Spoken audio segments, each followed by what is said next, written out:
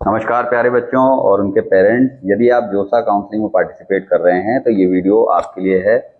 इस वीडियो में मैं काफ़ी सारी बातें शेयर करने जा रहा हूं, तो इस वीडियो को अंत तक देखें और आपको ज़रूरत लगे तो आप इसे अपने पास सेव करके रख लें वीडियो को, क्योंकि जोसा काउंसलिंग में शुरू से लेकर एंड तक क्या क्या होने वाला है वो सभी बातें हम यहाँ पर शेयर कर रहे हैं।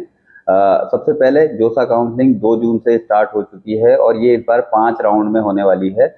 और राउंड 1 2 जून से लेकर 11 जून के बीच में आपको अपना रजिस्ट्रेशन और चॉइस फिलिंग करनी है। ये प्रोसेस आप 11 जून से पहले पहले कर सकते हैं।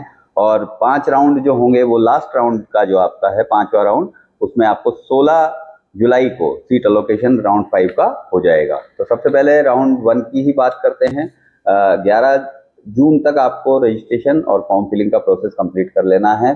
चॉइस फिलिंग की जो डेट है वो यही है, 2 जून से 11 जून तक। और साथ ही साथ आपको इसमें मॉक मॉक सीट अलोकेशन 2 बार होने वाला है। यहाँ पर एक बार होगा आपका 8 तारीख को, जिसमें 7 तारीख की शाम की 8 बजे तक जितनी भी चॉइसेस जितने भी बच्चों ने फिल करी होगी उसमें से आपको क्या मिल सकता है ये बताया जाएगा।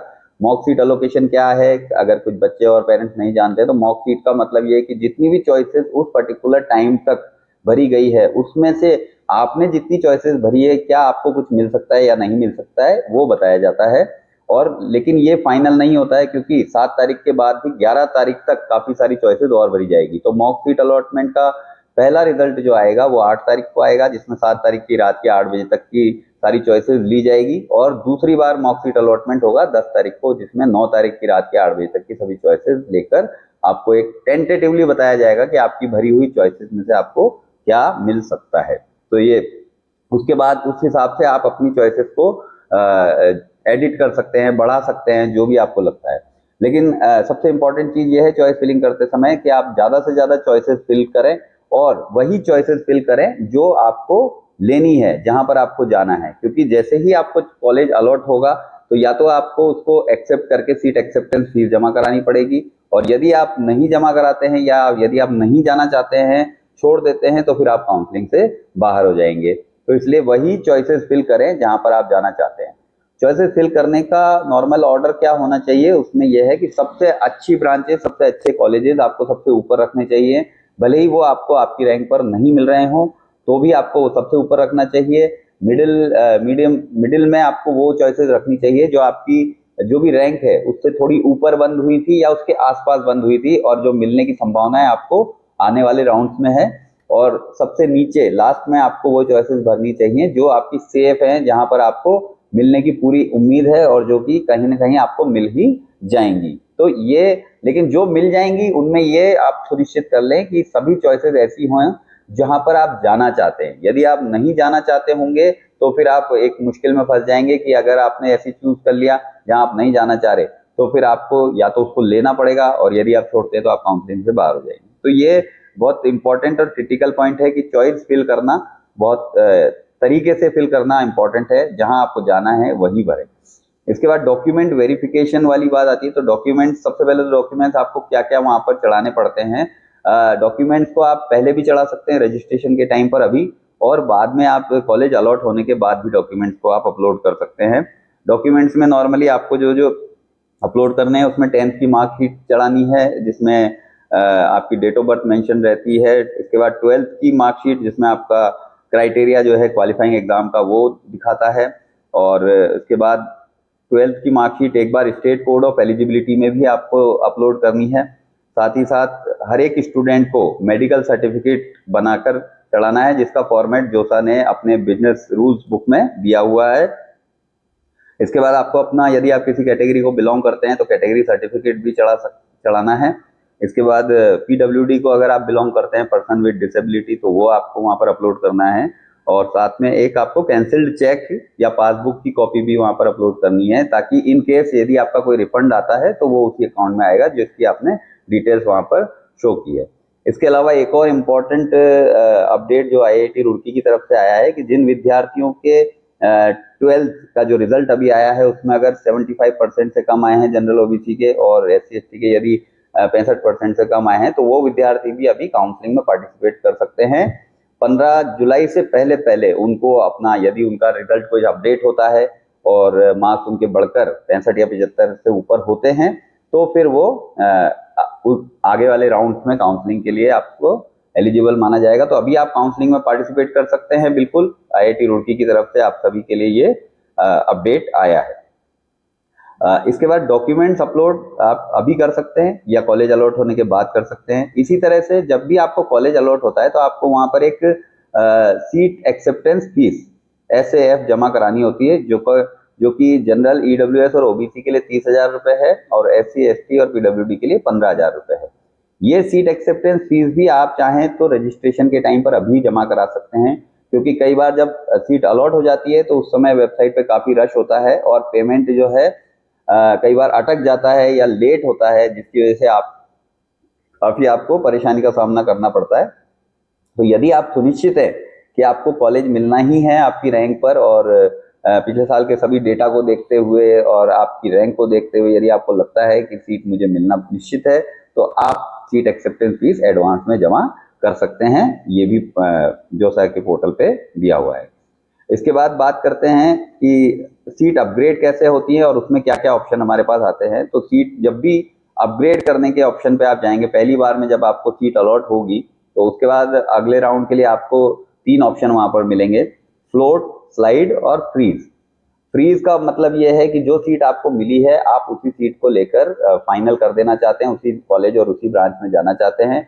यदि आप ऐसा करना चाहते हैं तो आपको फ्रीज करना होता है, जो कि नॉर्मली बिल्कुल टॉप रैंक वाले बच्चों के लिए तो ये होता है कि वो फ्रीज कर देते हैं। लेकिन यदि आपकी रैंक थोड़ी सी नीचे है और थोड़ा सा आपकी जो फर्स्ट चॉइस है अगर वो आपको नहीं मिली है, तो फ्रीज करने वाला ऑप्शन नॉर्मली नहीं किया जाता है। तो उसके बाद जो बाकी 2 ऑप्शन क्या होते हैं वो है फ्लोट और स्लाइड। अब फ्लोट का मतलब हम समझ लेते हैं यहाँ पर कि यदि आपने मान लीजिए 60 चॉइसेस फिल करी थी और 60 में से यदि आपको 30वें नंबर की चॉइस आपकी अलॉट हो गई, 30वें नंबर पे जो भी 30th नंबर पे जो कॉलेज या ब्रांच थी वो आपको अलॉट हुई, तो एक तो ये होगा कि 31 से लेकर 60 तक की जो भी चॉइसेस आपने फिल करी थी वो अब हट जाएंगी। तो 30वें नंबर का जैसे ही आपको कॉलेज अलॉट हुआ, तो अब अगले राउंड में यदि आपको कुछ अपग्रेड होता है तो वो 1 से लेके 29 तक जो थे उन्हीं में से कोई अपडेट होगा।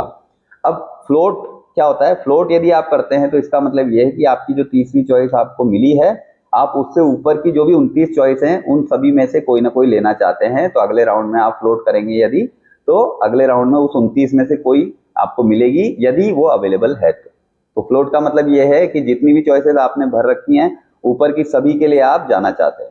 लेकिन यदि आपने डिसाइड किया कि जो कॉलेज आपको मिला है 30वें नंबर पर, कॉलेज आप वही रखना चाहते हैं लेकिन ब्रांच आप अपग्रेड करना चाहते हैं, तो फिर आपको स्लाइड वाला ऑप्शन चूज करना होता है।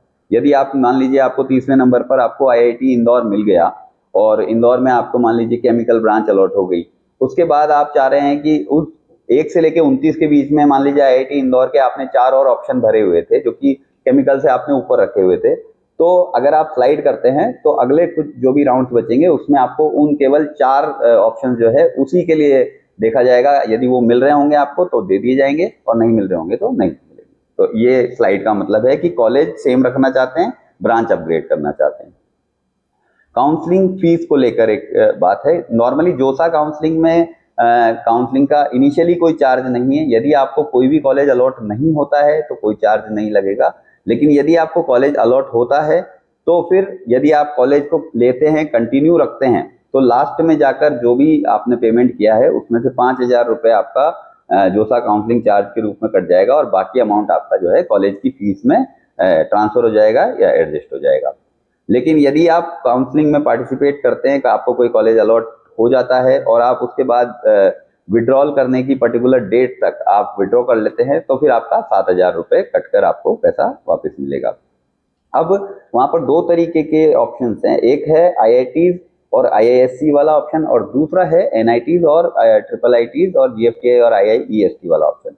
यदि आप IITs और IISc में आपको अलॉटमेंट मिल रहा है, तो यदि आप नहीं जाना चाह रहे हैं या आप विड्रॉ करना चाह रहे हैं तो आपको चौथे राउंड की समाप्ति पर और 5वां राउंड चालू होने से पहले पहले ही विड्रॉ करना पड़ेगा, तभी आप का जो है अमाउंट आपको रिफंड मिलेगा, जो भी कट के मिलना है वो मिलेगा। और साथ ही साथ आप यदि 12th में हैं इस साल तो आप अगले साल जेईई एडवांस देने के लिए एलिजिबल होंगे। यदि आपने चौथे राउंड तक वापस नहीं लिया या विड्रॉ नहीं किया, 5वें राउंड तक आप चले गए, तो 5वें राउंड में फिर आपको कॉलेज या ब्रांच लेना ही पड़ेगा, उसके बाद विड्रॉ का कोई ऑप्शन नहीं होगा। और यदि आप नहीं लेते हैं या नहीं ज्वाइन करते हैं तो भी आप अगले साल जेईई एडवांस के लिए एलिजिबल नहीं रहेंगे। तो ये बहुत ही इंपॉर्टेंट चीज है जो आपको ध्यान रखनी है, विशेषकर उनको जो कि जेईई एडवांस में क्वालिफाई हुए हैं और आईआईटी और आईआईएससी के लिए जा रहे हैं। जो बच्चे एनआईटीज, ट्रिपल आईटीज और जीएफटीआई, आईआईईएसटी के लिए जा रहे हैं जेईई मेन के जरिए, उनको 5वें राउंड के बाद एक पार्शियल एडमिशन फीस PAF भी जमा कराना होगा और उसका अमाउंट है 45,000 रुपए जनरल ईडब्ल्यूएस और ओबीसी के लिए, और 20,000 रुपए है SC ST और पीडब्ल्यूडी के लिए। तो ये एनआईटी प्लस सिस्टम वालों के लिए PAF तो पहले 30,000 जमा कराना है, बाद में 45,000 कराना है। जनरल के लिए बात कर रहा हूं मैं, तो लगभग 75,000 आपको जमा कराना है। जोसा काउंसलिंग के लास्ट राउंड में जो भी सीट आपको मिलती है वो आप कंटिन्यू कर सकते हैं, और उसके साथ ही आप चाहें तो CSAB राउंड में जा सकते हैं। CSAB राउंड क्या है? नॉर्मली जोसा काउंसलिंग के बाद आईआईटी और आईआईएससी की सभी सीट्स फिल हो जाएंगी, लेकिन NIT, triple IT, GFTI, IIEST की कुछ सीट्स हर साल जोसा काउंसलिंग के बाद रिमेनिंग बच जाती हैं। तो उसके लिए CSAB की अलग से काउंसलिंग होती है, ऑनलाइन काउंसलिंग, जो कि जोसा काउंसलिंग खत्म होने के बाद शुरू होगी, जबकि आईआईटी और आईआईएससी की सभी सीट्स इससे फिल हो जाएंगी। तो यदि आप CSAB काउंसलिंग में पार्टिसिपेट करना चाहते हैं और आपको जो भी कॉलेज और ब्रांच मिली है उसको यदि आप अपग्रेड करना चाहते हैं तो आपको CSAB काउंसलिंग में आप बिल्कुल जा सकते हैं, और जोसा काउंसलिंग में जो भी कॉलेज आपको मिला हुआ है वो रखते हुए CSAB में यदि अपग्रेड होता है तो आपके लिए बहुत अच्छा होगा, और अगर नहीं भी होता है तो जो आपको मिला है वो आपको मिले आपके पास ही रहेगा। ठीक है, तो ये एक इम्पॉर्टेंट इंफॉर्मेशन है।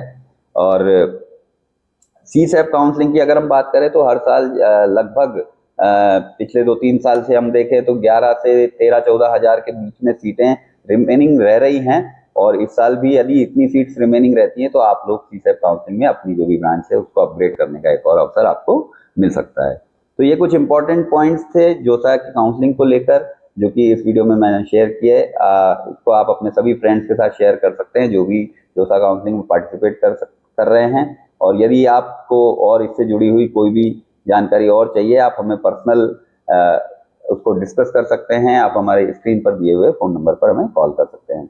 All the best to all the students appearing in JoSAA counselling. Thank you.